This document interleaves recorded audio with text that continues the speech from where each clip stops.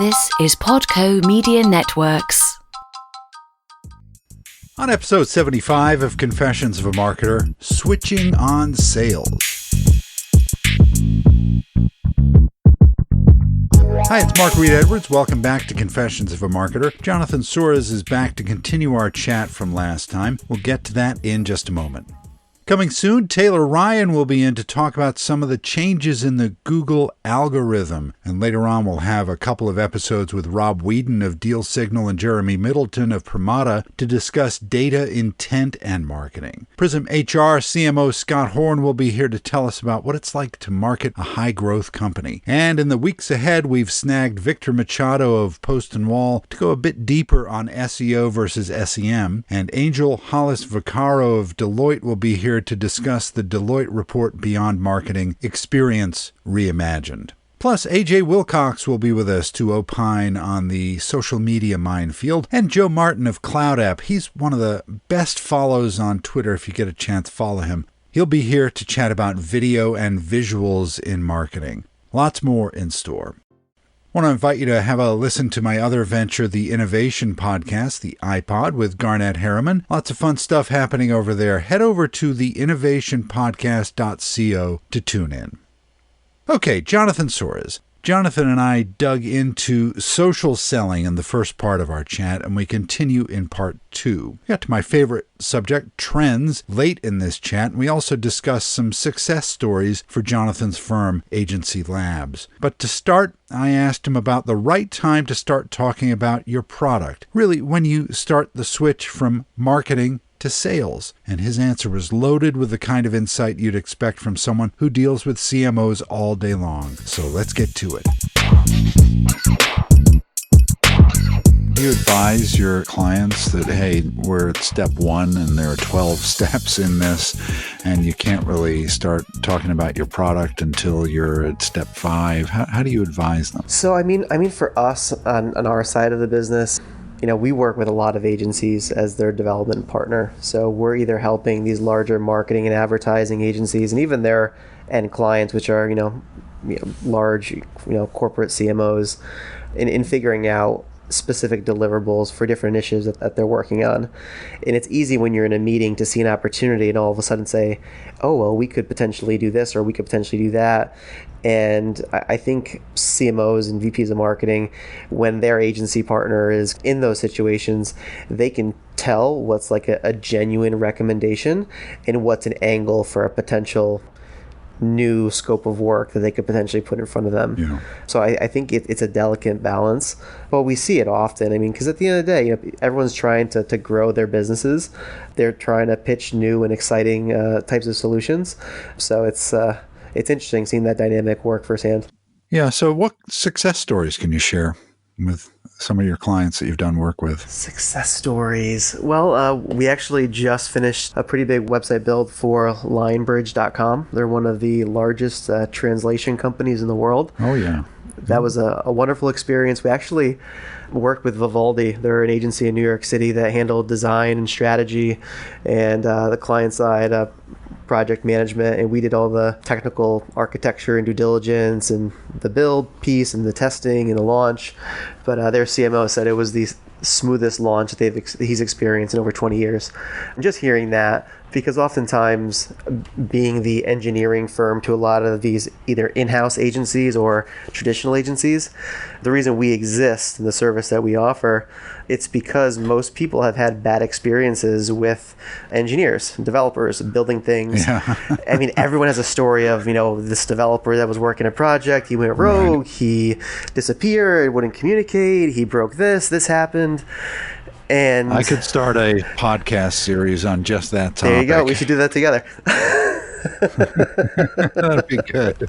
But yeah, I mean, that's really why we exist, is to combat a lot of those specific issues. Yeah. So how do you take your concept of social selling and actually market your own company? How do you approach new clients? What's the technique that you use? So I believe primarily that email outreach is the most effective. I don't believe in email newsletters or sharing a blog post. However, I'm excited to be able to share some of the podcasts that I've been on, including this one, because I've seen a lot more engagement from podcasts than content that I had written in the past.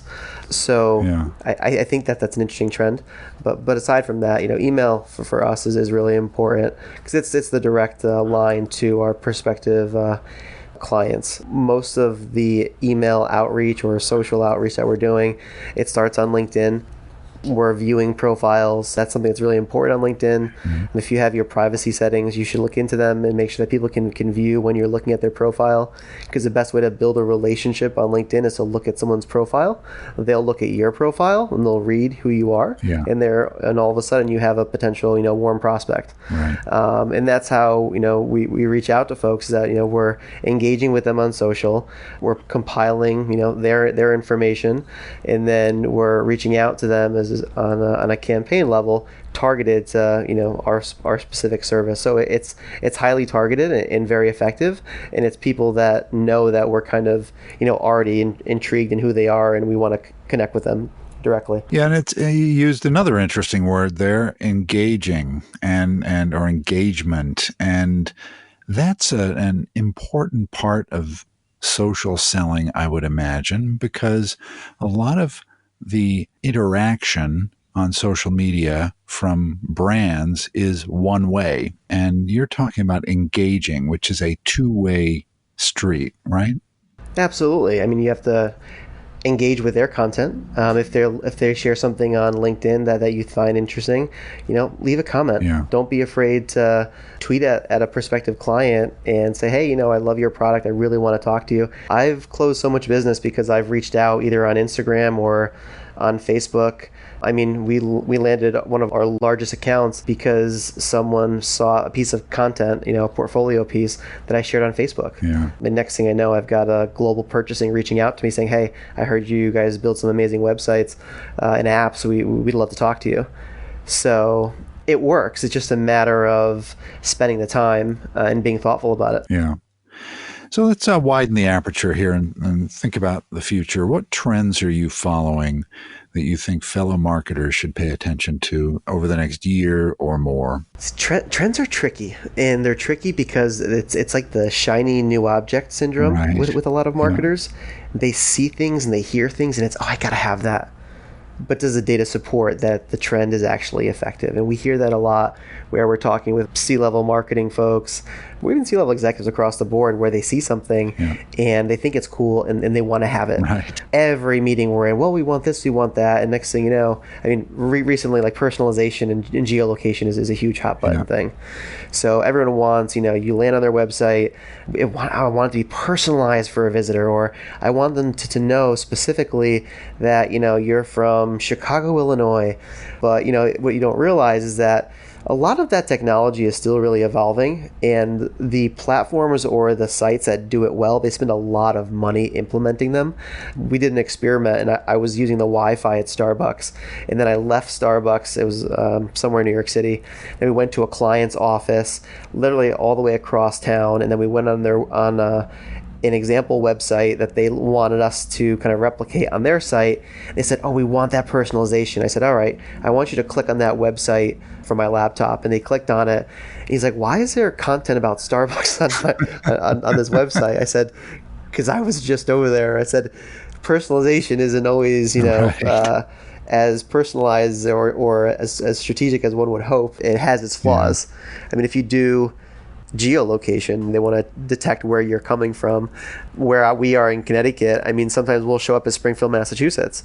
And if you want to, deliver content based on IP address, you've got to be careful that you're not sending something that's totally unapplicable, because you're going to lose a visitor if all of a sudden they're seeing things that are more geo-targeted to them that's, 60 or 100 miles away.